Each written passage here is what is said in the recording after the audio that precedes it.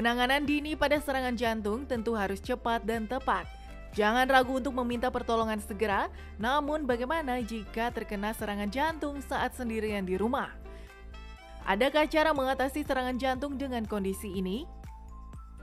Jika Bapak Ibu sedang sendirian di rumah, terus kemudian nyeri dada gitu ya, nyeri dada yang tipe yang tadi saya jelaskan serangan jantung gitu ya, nyeri lebih dari 20 menit, apa yang harus dikerjakan? Nomor satu, jangan panik gitu ya, itu nomor satu yang paling penting. Kenapa? Kalau kita panik, nadi naik, tensi naik, justru memperberat serangan jantungnya. Yang kedua, telepon ya, kalau misalnya sendirian, maka boleh tanya misalnya telepon ke tetangga gitu ya atau orang yang dekat untuk datang. Ada obat-obatan yang diberikan oleh dokter. Biasanya kalau pasien dengan penyakit jantung koroner dia sudah dapat obat yang harus ditaruh di bawah lidah tuh kalau misalnya nyeri dada. Itu bisa dipakai. Namanya isosorbit dinitrat gitu ya, nitrat gitu paling gampang gitu ya atau nitrogliserin, taruh di bawah lidah atau disemprot. Nanti lihat efeknya gitu ya, apakah menghilang atau berkurang atau lain sebagainya gitu ya. Terus kemudian kalau ada obat yang bisa dikunyah gitu ya, pengencer darah, kita bilang tuh antiplatelet gitu ya, aspilat boleh dikunyah-kunyah 2 tablet gitu ya. Tapi yang paling penting jangan panik, jangan sendiri, ada yang menemani. Nah, itu. Kemudian yang harus dilakukan adalah segera ke rumah sakit. Ke rumah sakit menjadi penting. Apa? Karena serangan jantung ini kita katakan time is muscle. Semakin lama maka impact-nya, ya, akibatnya akan semakin berat. Kalau nanti tidak sadar pasiennya, terus kemudian ada pendampingnya, itu sangat baik. Jadi dia pendampingnya bisa melakukan bantuan hidup dasar.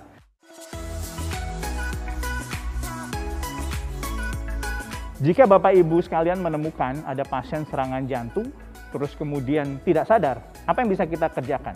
Yang kita kerjakan adalah bantuan hidup dasar, memberikan bantuan hidup dasar atau resusitasi jantung paru. Ya, caranya seperti apa? Satu, kita tentukan pasien ini betul-betul tidak sadar ya. Misalnya, Pak, Bu, bangun, Pak, Bu, bangun gitu ya. Pasien kita tahu dia tidak sadar. Yang harus kita lakukan berikutnya adalah apa? Minta bantuan. Kalau Anda cuma berdua dengan pasien, minta tolong orang lain gitu ya. Untuk apa? Untuk telepon nih, bisa telepon ke emergensi atau 119, terus untuk membantu kita dalam melakukan bantuan hidup dasar. Setelah itu apa yang paling penting lagi adalah kita langsung melakukan kompresi atau pijit jantung. Berapa sih kecepatannya? Biasanya 100 sampai 120 kali dalam 1 menit. Kedalamannya 5 sampai 6 cm. Jadi paling gampang kita cari nih, kalau pada laki-laki ya di antara 2 puting, terus kemudian kita lihat tulang tengahnya, taruh jari di situ ya. Kurang lebih 2 jari ya di atas namanya ujung dari tulang tengah ini. Terus kemudian kita lakukan kompresi ya. Tuh. Kedalamannya 5 sampai 6 cm.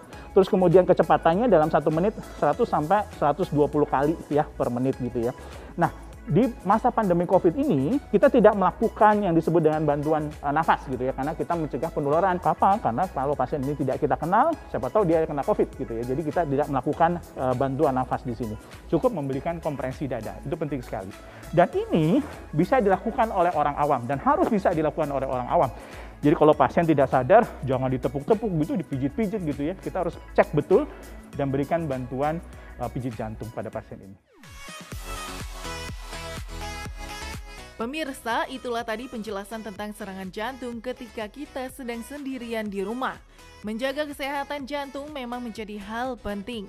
Lalu, adakah tips agar bisa terhindar dari penyakit ini? Berikut kita simak jawabannya.